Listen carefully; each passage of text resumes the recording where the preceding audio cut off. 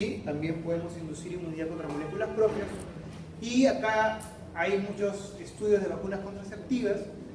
Y esta raza de vacuno belga, no sé si lo han escuchado o visto, el Blonde Blue Belge, que tiene un montón de masa muscular, no sé si lo han visto. Hay vacunas, y acá justo coloqué algunos ya hace tiempo, así que es tan reciente, de publicaciones al respecto, ¿no? ¿Cuál era el interés? Los vacunos productores de leche tienen una buena condición corporal en cuanto a producción de masa muscular, o a lo contrario. ¿Cómo es un buen vacuno de leche? ¿Es musculoso o amuloso? Claro, ¿sí o no? Entonces, y si tenemos un animal que tiene ya, pues, no sé, 6 años, 8 años o más produciendo, ya que está para el camal, digamos, lo vendemos y por carne dará mucho o poco. Poco. Entonces, pensando en eso, y no solamente en vacunos, sino también en bovinos y en otras especies, hace ya algunas décadas se empezó a trabajar en vacunas para propiciar la rápida ganancia de peso, la ganancia de masa muscular en animales, ¿no? Un poco inspirados en esto es genéticamente, ¿no? Ese vacuno, pero desde un punto de vista inmunológico se podría obtener lo mismo.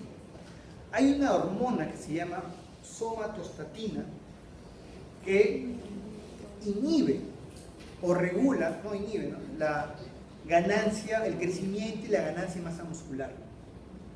Entonces se hubieron varios trabajos, aquí están algunos, hay más todavía, en el cual se buscaba inmunizar a los animales contra la somatostatina.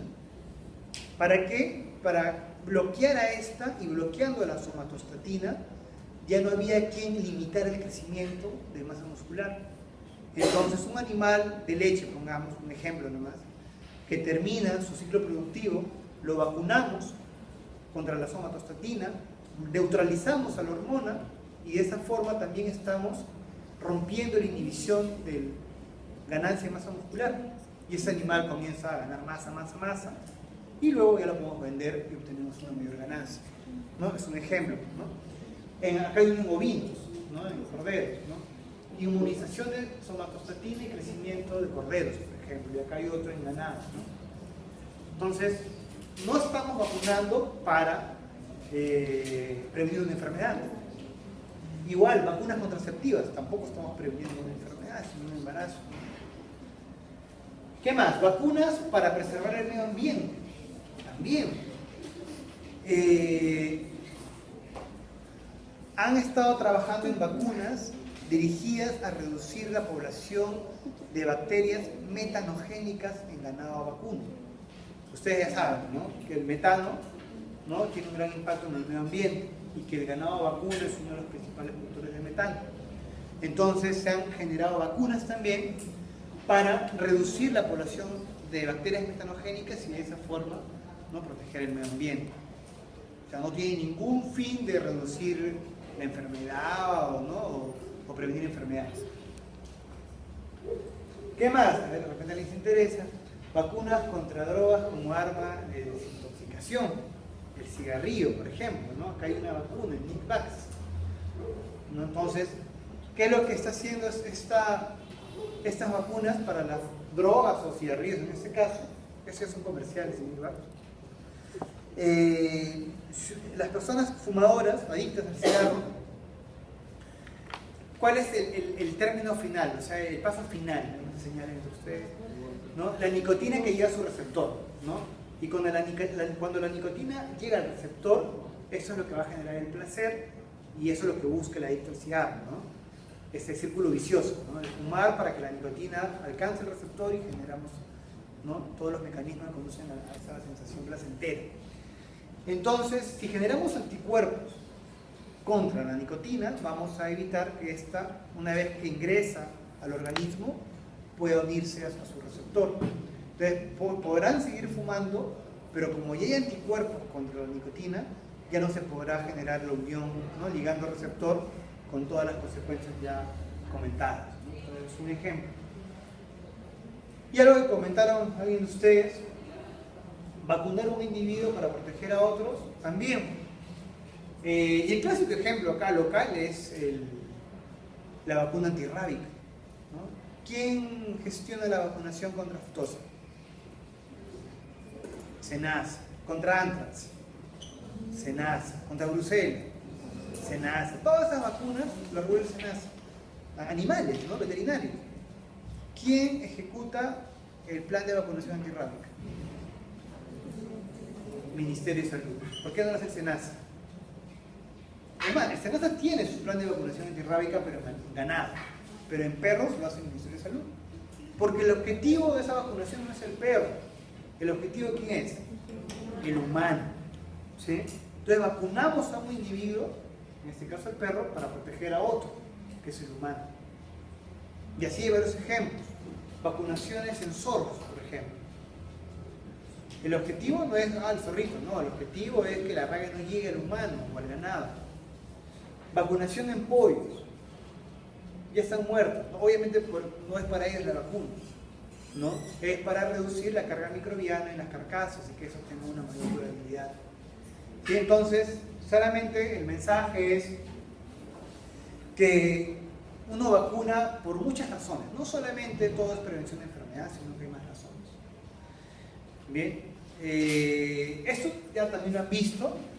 ¿Ustedes recuerdan cuáles son los tipos de vacunas?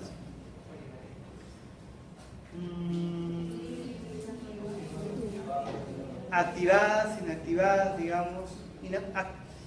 Activadas no es un término, inactivadas sí, ¿no? El otro es una deducción de ustedes, ¿no? Inactivadas y activadas, ¿no? Inactivadas sí.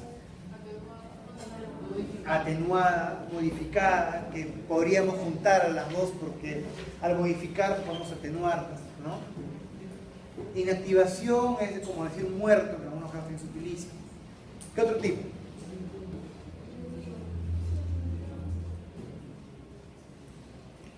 Las clasificaciones pueden variar hasta cierto punto según la fuente, ¿ya? Pero más o menos todas de una u otra forma van a llegar a lo mismo, ¿no? Más o menos.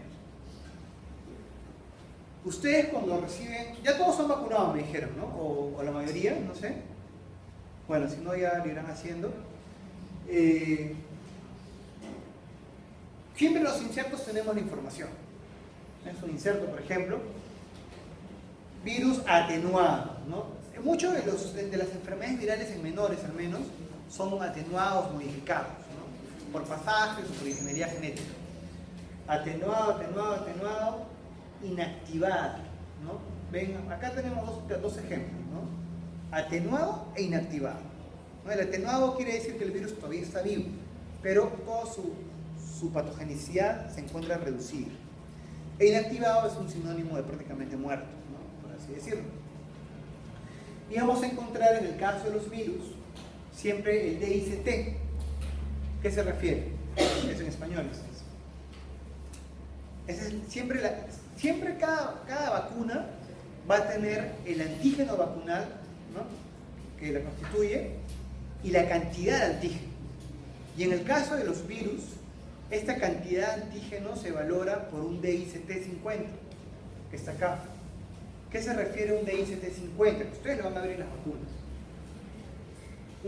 Eso se refiere a una dosis infectiva media en cultivo tisular. Un DICT50, dosis infectiva media en cultivo tisular. Alexandra, ¿qué es el DICT? ¿Qué es el DICT? Si viene en el examen, lo escuchaste, ¿no? Ahí pasas la diapo con estudios. Y no, que tuvieron un día más. Muy bien. Entonces vamos a ver los diferentes insertos, ya sea de animales menores o en aves. En aves es el mundo de las vacunas en realidad, más que en menores. Pero al margen de las especies, podemos clasificarlas en dos grandes grupos a los tipos de vacunas. A las vacunas convencionales, que son las vacunas clásicas, también así le dicen, que son las vacunas de la época de Pasteur prácticamente, ¿no? Que son las mismas que creó Pasteur, ¿recuerdan? Contra anthrax, contra cólera aviar, contra rabia, ¿no? Son las clásicas. Acá tenemos cuatro representantes. Las anatoxinas o toxoides, que son toxinas inactivadas, a las inactivadas clásicas, que son las bacterias muertas simplemente, a las atenuadas clásicas, que son las atenuadas también por cultivos en condiciones adversas o pasajes, y a aquellas que son vivas plenamente patógenas, ¿no? Que hay casos también, ¿no? Te vamos a comentar. Son vacunas más o menos de fácil elaboración, entre comillas, fácil. Pero tenemos otro grupo, que son las de nueva generación, que son las vacunas que se han desarrollado ya gracias al advenimiento de las técnicas moleculares, de la ingeniería genética, y que ya se trabaja a nivel de genes, ¿no? Se hacen vacunas recombinantes, vacunología reversa, inserción, deleción y todo eso, y que muchas de las vacunas aviares, e incluso algunas en menores también, ya se generan a partir de estas nuevas técnicas. Entonces son dos grandes grupos. Acá tenemos, por ejemplo, vacunas atenuadas por manipulación genética. Estas clásicas simplemente las podemos cultivar en una especie distinta a la suero natural por varias veces y la vamos atenuando. En cambio acá le quitamos el gen de virulencia y ya la atenuamos. ¿Sí? Rapidito. Vacunas subunitarias, que pueden ser por lo general recombinantes. Vamos a sintetizar la molécula antigénica in vitro.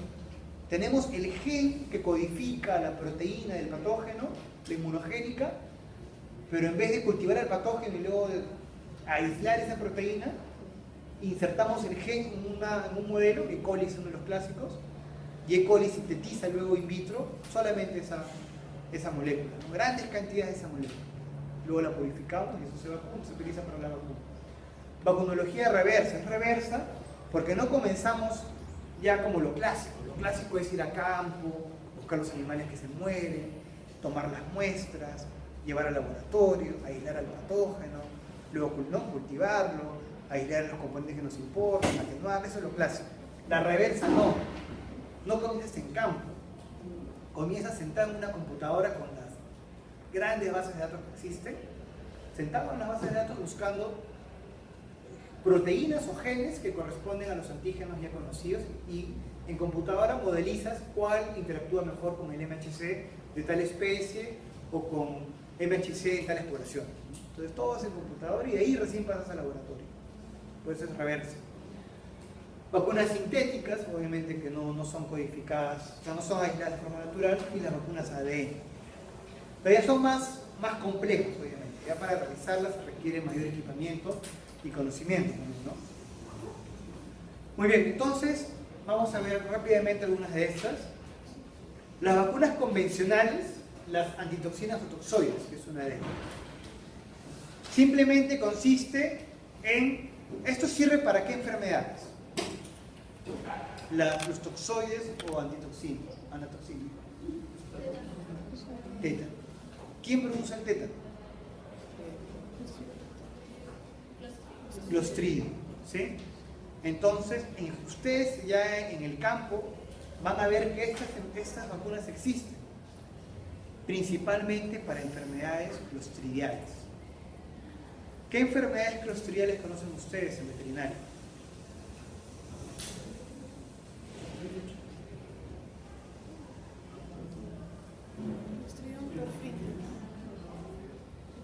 ¿Cuál? Pero la enfermedad en sí. Ajá. Pierna negra, por ejemplo. Clostridium shalbovi. ¿Cuál más? Edema maligno, enterotoxemia. ¿Sí? Entonces, básicamente enfermedades clostridiales van a ser prevenidas con toxoides. Consiste en recuperar las toxinas e inactivarlas.